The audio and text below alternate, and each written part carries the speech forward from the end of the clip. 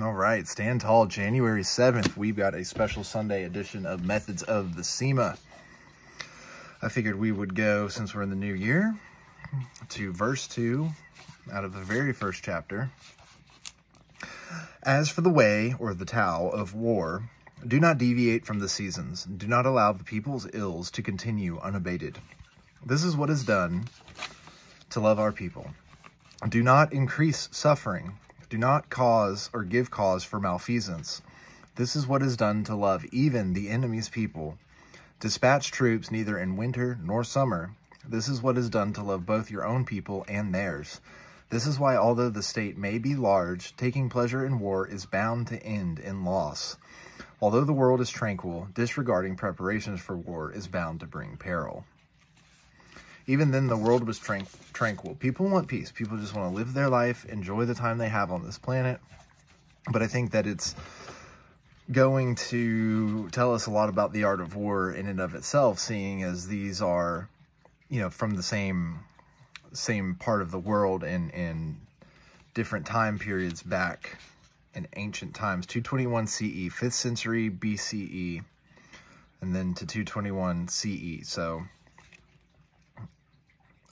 a lot of these states of mind are very important to translate when we think of other texts, like The Art of War. And although the world is tranquil, disregarding preparations for war is bound to bring peril, right? So you can't not prepare, even though the world is tranquil after all. But to not prepare is foolish. And so that's what we're trying to do. That's why we study the art of war, which is ultimately the art of how not to go to war, right? So let's go over now to the Daily Stoic by Ryan Holiday and Stephen Hanselman and read January 7th and find out what kind of interesting knots we can tie between Eastern philosophy and Western Stoicism. January 7th, 7 clear functions of the mind. The proper work of the mind is the exercise of choice, refusal, yearning, repulsion, preparation, purpose, and assent.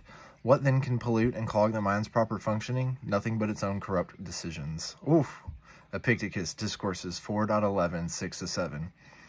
So Epictetus is telling us that we are normal for all of the things that we're thinking of. It's to choose, to decide, right? To refuse things, to want things, to be repulsed by things, to prepare, to have purpose, and to grow, to ascent, grow, right? Rise. And then what can clog the mind's proper functioning? The only corrupt decisions that we make, right? So whatever shackles and limiting beliefs we place on ourselves, that is what corrupts our minds. Let's break down each one of those tasks. Choice, to do and think right. Refusal, of temptation. Yearning, to be better. Repulsion, of negativity, of bad influence, and of what isn't true. Preparation, for what lies ahead or whatever may happen. Purpose, our guiding principle and highest priority, right? Find our purpose. Make your purpose to serve other people, and you will find no shortage of jobs in the world. Assent, to be free of deception about what's inside and outside your control and be ready to accept the latter. This is what the mind is here to do. We must make sure that it does and see everything else as a pollution or a corruption, right? So this is why you hear all the guys, it's good to quit a lot of the addictions that we have and anything else that is taking away our ability to see things clearly and do those things day in and day out and stick to the fundamentals and just do what we need to do of what we know is going to make us successful, right?